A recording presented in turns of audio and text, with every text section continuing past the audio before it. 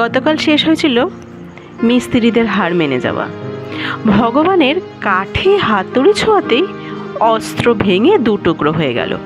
রাজার কপালে তখন চিন্তার ভাঁজ। ঠিক সেই সময় এক বয়স্ক ভদ্রলোক রাজার সামনে উপস্থিত হলেন। তিনি মূর্তি বানাতে চাইলেন, কিন্তু শর্ত রাখলেন 21 দিন সময় লাগবে মূর্তি বানাতে, আর ওই 21 দিন মন্দিরের দরজা বন্ধ থাকবে। কেউ যেন ভুল করেও মন্দিরের দরজা না খোলে। 15 দিন পর্যন্ত সবই ঠিক ছিল, ভেতর থেকে ঠক ঠক শব্দও আসছিল। কিন্তু যেই 15 দিন কাটল, মন্দির পুরো নিশ্চুপ। কোনো শব্দ না পেয়ে রাজা ভয় পেয়ে গেলেন। ভাবলেন বয়স্ক লোক অসুস্থ হয়ে পড়ল কিনা। নিজেকে সামলাতে না পেরে দল বল নিয়ে মন্দিরের দরজা খুলে ফেললেন।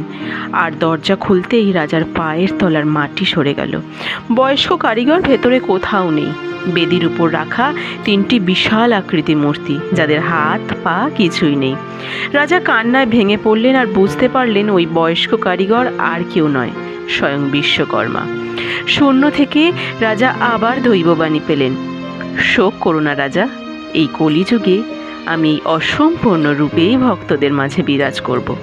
আর তারপর থেকেই অসম্পূর্ণ রূপেই বিরাজ করলেন আমাদের সকলের নাথ জগন্নাথ। আমি দীর্ঘ 2টি পর্বে শেয়ার করলাম জগন্নাথ দেবের এই গল্প। কেমন লাগলো অবশ্যই জানাতে ভুলবেন না। ভালো লাগলে চ্যানেলটি সাবস্ক্রাইব করে সঙ্গে থাকুন, আর শেয়ার করে সকলের মধ্যে ছড়িয়ে দিন এই জগন্নাথের দৈববাণীর গল্প। দেখা হচ্ছে পরবর্তী ভিডিওতে।